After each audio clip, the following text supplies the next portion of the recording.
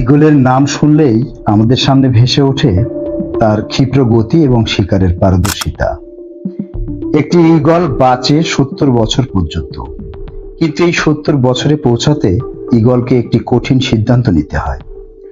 40তম বছরে এর দীর্ঘ এবং নমনীয় নখ খাদ্যের জন্য আর শিকার করতে পারে না। এর লম্বা এবং ধারালো ঠোঁট বেঁকে যায়। ঈগলের পালক পুরাতন এবং ভারী ও মোটা হয়ে যায়। ঈগলের মোটা এবং ভারী পালক তার বুকে লেগে থাকে এবং উড়তে অসুবিধা হয়।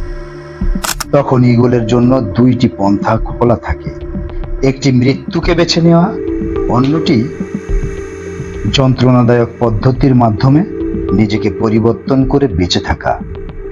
এই প্রক্রিয়াটিতে ঈগলকে একটি পাহাড়ের চূড়ায় চলে যেতে হয়, সেখানে তাকে বাস করতে হয়।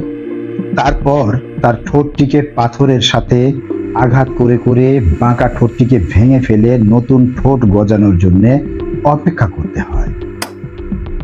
নতুন ঠোঁট গজানোর পর তার নখগুলি ভেঙে ফেলতে হয়।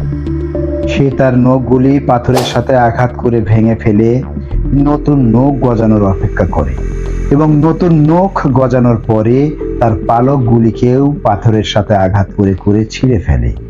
এরপর নতুন পালক গজানোর পর ঈগল তার পরবর্তী নতুন জীবনে পদার্পণ করে এবং নতুন করে শিকারের জন্য প্রস্তুত হয়।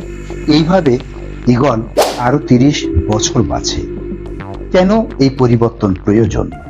টিকে থাকা এবং বেঁচে থাকার জন্য আমাদের এই পরিবর্তন প্রয়োজন। আমাদের পরিবর্তন প্রক্রিয়া শুরু করতে হবে। ঈগলের মতো আমাদেরকে উপড়ে ফেলতে হবে অপ্রীতিকর স্মৃতি, নেতিবাচক মনোভাব এবং স্থির মানসিকতা। অতীতের বোঝা থেকে মুক্ত হলেই আমরা বর্তমানকে সদ্ব্যবহার করতে পারব।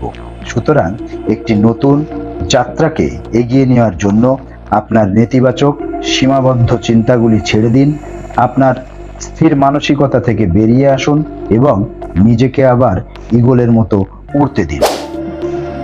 এমকে ডেইলি লাইফের সাথে থাকার জন্য ধন্যবাদ সকলকে।